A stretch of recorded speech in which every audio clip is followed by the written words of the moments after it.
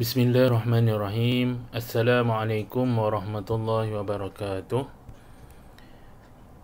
Bertemu lagi dalam mata pelajaran KKQ Kemahiran Al-Quran tingkatan 2. Kita sambung istilah-istilah dalam ilmu qiraat yang kedua ya. Kita baca qasar, tawassut, isba', mad muttasil dan mad munfasil. Dalam buku teks boleh tengok pada muka surat 181.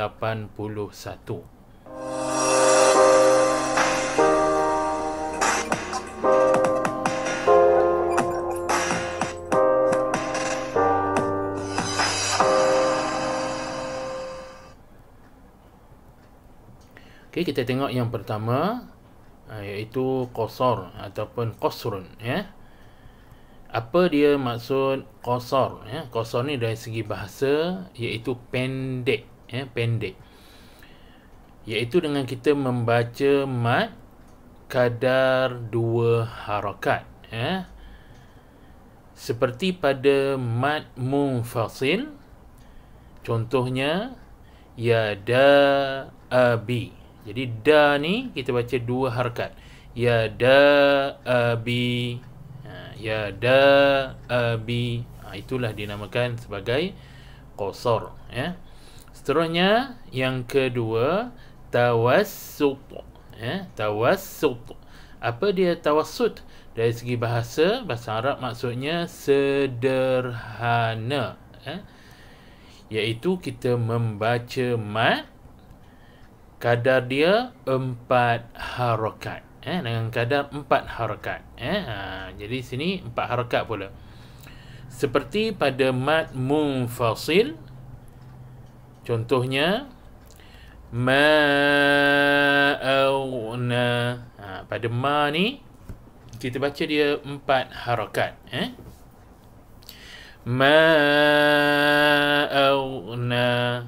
Jadi ma ni baca 4 harakat. Itulah dinamakan sebagai tawassut. Seterusnya yang ketiga namanya isba' ya, isba'. Apa dia isba'? Dari segi bahasa maksudnya penuh ataupun kenyang iaitu dengan kita membaca mad dengan kadar 6 harakat. 6 harakat pula Seperti pada mad munfasil, contohnya inna a'tainaka. Pada na ni kita baca panjang, berapa harakat? 6 harakat sekali lagi contohnya inna a'tainaka. Jadi kita baca secara 6 harakat, kadar panjangnya dinamakan sebagai isba'. Okay, seterusnya yang keempat iaitu mad muttasil mad al-muttasil. Apa dia mad muttasil? Mad muttasil ni iaitu huruf mad. Apa dia huruf mad? Alif, waw, ya bertemu dengan hamzah dalam satu kalimah dalam satu kalimah jadi huruf mad iaitu alif waw ya bertemu dengan hamzah dalam satu kalimah okey. Bacaan yang pertama Warsh dengan hamzah Warsh dan hamzah dia akan baca mad muttasil ni 6 harakat. Jadi kalau kita nak ingat Warsh ataupun hamzah dia baca 6 harakat. Kalau dalam peperiksaan ditanya siapakah yang membaca mad muttasil secara 6 harakat, kita tahu dah jawapan dia, tentunya Warsh. Jadi kita kena ingat ni Warsh ni Warsh, ataupun kalau tak ada Warsh, hamzah Warsh ataupun hamzah. Warsh membaca mad muttasil secara berapa harakat? 6 harakat.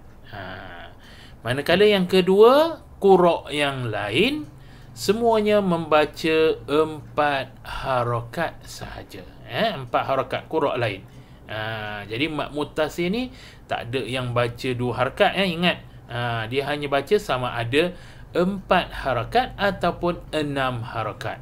Jadi qura' lain ni selain pada Warsh dan Hamzah, dia membaca 4 harakat, manakala Warsh dan Hamzah membaca 6 harakat. Okey, seterusnya kita tengok pula mad munfasil, ya. Mad al-munfasil. Ni sambung ni, ya. Dia silap sikit, ya. Mad al-munfasil. Apakah dia mad munfasil? Mad munfasil iaitu huruf mad. Apakah huruf mad? Alif, waw, ya bertemu dengan hamzah dalam 2 kalimah. Jadi beza dia, mad muttasil satu kalimah, mad munfasil dia dalam 2 kalimah. Okey.